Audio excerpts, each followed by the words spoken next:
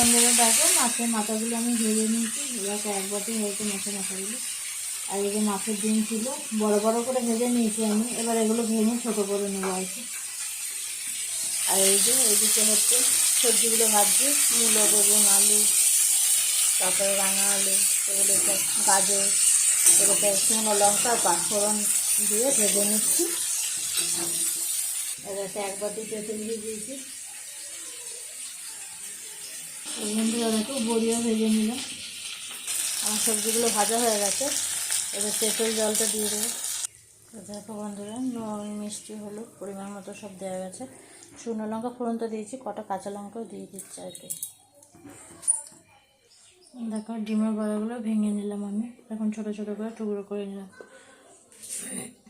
মাছের মাথাগুলো দিয়ে দিচ্ছি। দেখো মাছের মাথাগুলো সব ভেঙে দিয়ে দিয়েছি।